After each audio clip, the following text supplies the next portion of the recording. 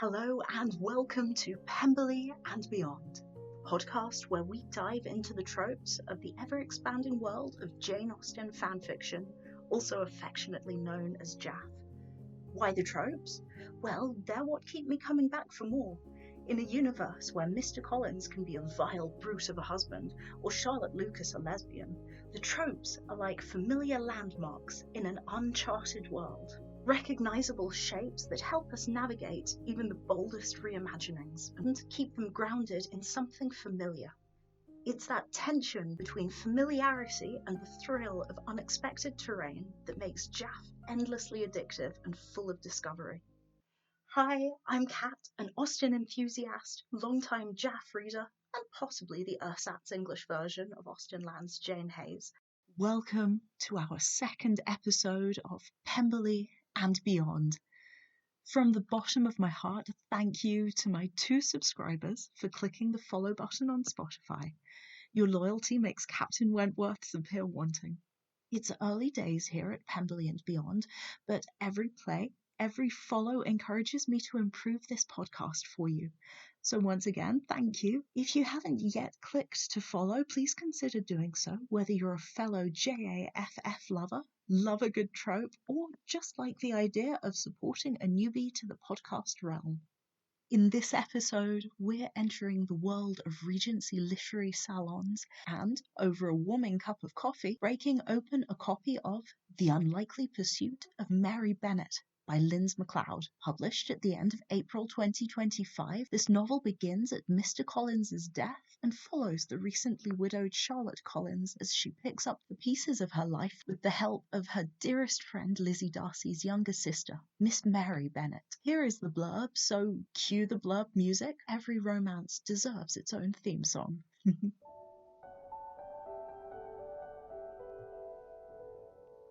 Jane Austen meets Bridgerton in this sapphic romance between Charlotte Lucas and Mary Bennet that begins 4 years after the end of Pride and Prejudice. When Mr. Collins dies after just 4 years of marriage, Charlotte is lost. While not exactly heartbroken, she will soon have to quit the parsonage that has become her home.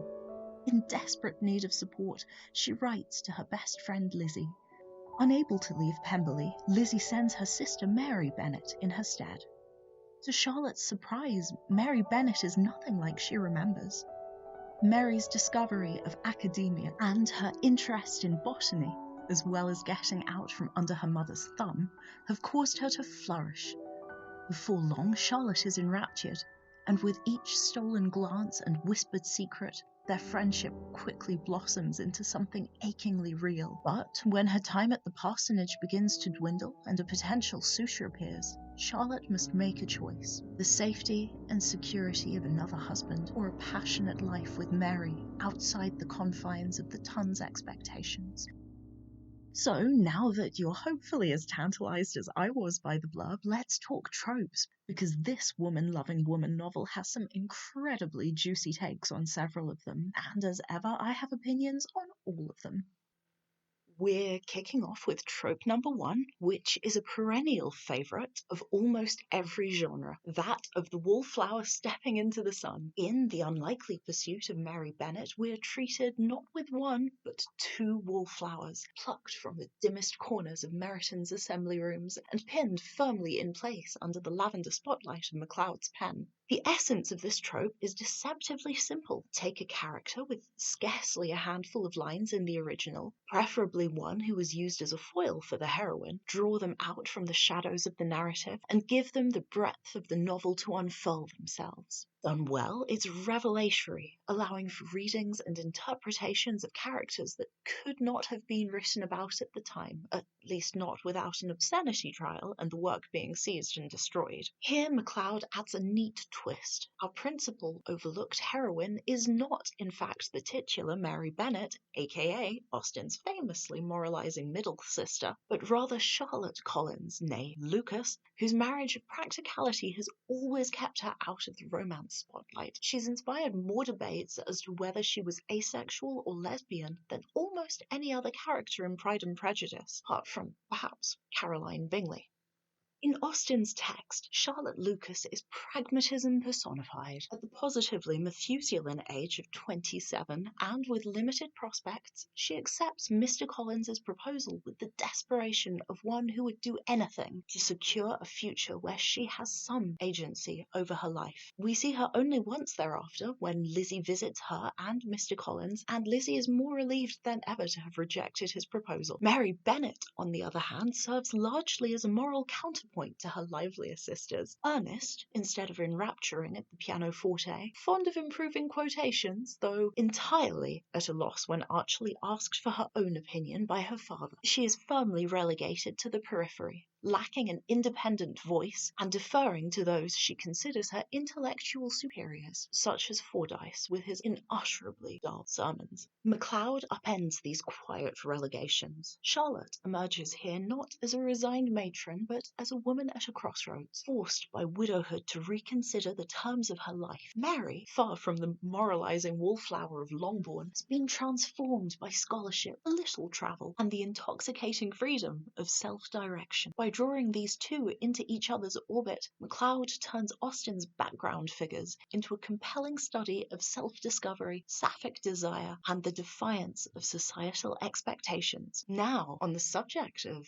desire, trope 2 is one of my favourites, the slow burn. Here it was delectably presented. If this novel had been a burlesque routine, it would have been up there with Dieter von Teese's rendition of Guy What Takes His Time, hitting every single beat imaginable, and then some, as it ratchets the tension up to a fever pitch. From the ashes of Charlotte's mourning, her feelings towards Mary start to smoulder and gradually build to a roaring furnace of desire. And yes, I get that this may have been a little slow for some smut connoisseurs, but for me, the pacing was perfect. Not just because I love things to heat up at a pre-global warming glacial drip, but also because the slowness of Charlotte accepting these feelings echoed the experience that myself and quite a few other of my queer friends have mentioned when we've talked about our coming out. That hesitancy, sometimes even gaslighting ourselves, followed by a gradual acceptance and understanding. The slow burn trope tied in perfectly with other parts of the story,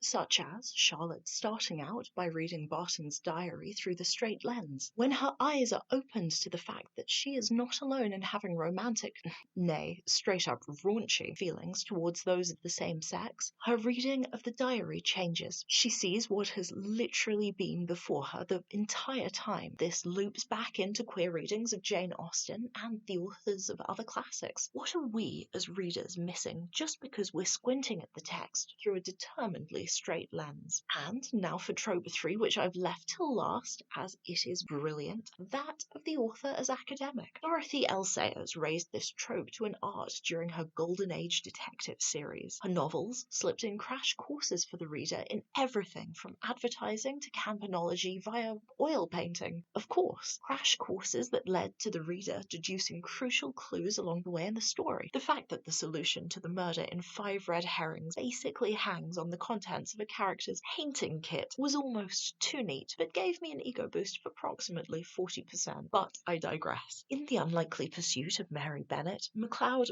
plunges us headlong into floriography, also known as the language of flowers. I don't know about you, but it's something that I previously associated exclusively with the Victorian era, which shows how switched on my critical thinking faculties have been for the last few decades. So what language are the flowers speaking to us? Because it can be a tricky balance to pull off when introducing the author as academic trope. Too much information repeated too frequently in too short a space can feel very repetitive, rather like the owl facts in Lasky's Guardians of Ga'Hoole series. And okay, it was aimed at kids, and I was definitely no longer a kid or even a teenager when I read it, but I did find myself skipping over the exact same fact about oiling feathers and primary versus secondary feathers when presented with them in the exact same way for what felt like the millionth time. Not that it wasn't a great series, I adored it, but gosh, did it get repetitive at times. So, on to the author as academic on the subject of floriography. McLeod did not leave me feeling as though I was struggling through homework. The flower symbolism felt fresh, meaningful, and deftly tied to Charlotte and Mary's growing intimacy. McLeod trusts the reader to follow along without heavy-handed repetition, which makes the trope land exactly as it should, as a window into characters and a thematic deepening of the romance itself.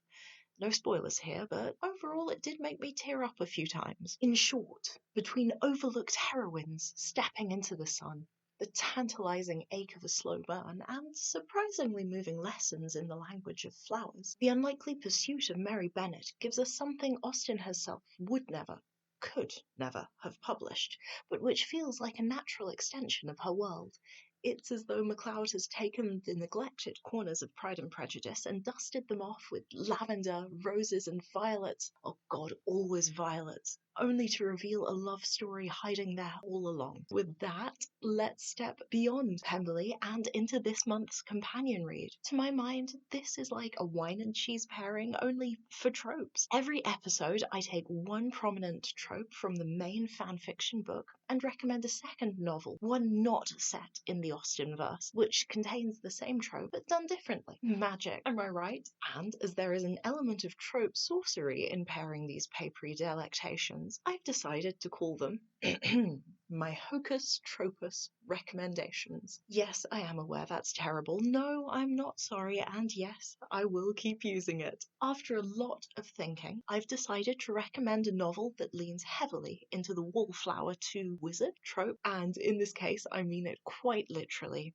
as I'm recommending Book of Shadows by Kate Tiernan. Book of Shadows is the first novel in a punchy series in which our main character, Wallflower Morgan, is invited to join a new coven by the handsome senior she has a crush on. Sparks literally fly. The setting and the secrets are completely different from McLeod's Mary and Charlotte, but the trope remains the same. What happens when an overlooked girl finds herself thrust into the spotlight? Not by virtue of being the prettiest or the most confident, but because of something within her that the world hasn't yet seen. Where McLeod gives us botany and the language of flowers, Tiernan gives us witchcraft and a very fictionalized version of Wicca. But both ask the same question at heart. What happens when the quiet one at the edge of the dance floor discovers she has the power to light it up? And with this Hocus Tropus recommendation charmingly bespelled to you, I'm going to hop down from my digital soapbox and make my way backstage, as it were, to Cat's Corner, part of the show where I pour us all another cup of coffee and spend a minute or two talking about whatever's on my mind. Today, I've been thinking about wallflowers. Can't think why, but specifically I've been thinking about how unfair the metaphor actually is. If you've ever seen a wall covered in flowers, it's not exactly a quiet display. It's riotous, it's bold, it's got those big passion flower thingies, being purple, it's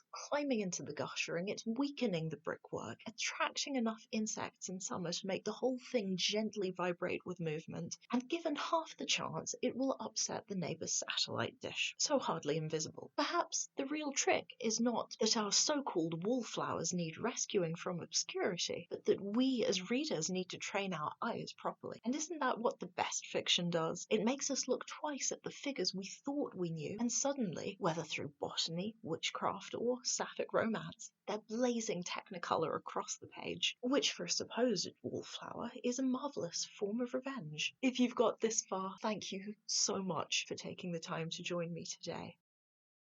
You've been listening to Pemberley and Beyond.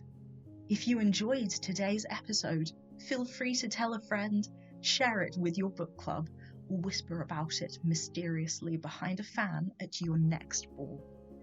Until next time, may your tea stay hot, your tropes well executed, and your Mr. Darcy tolerable, I suppose.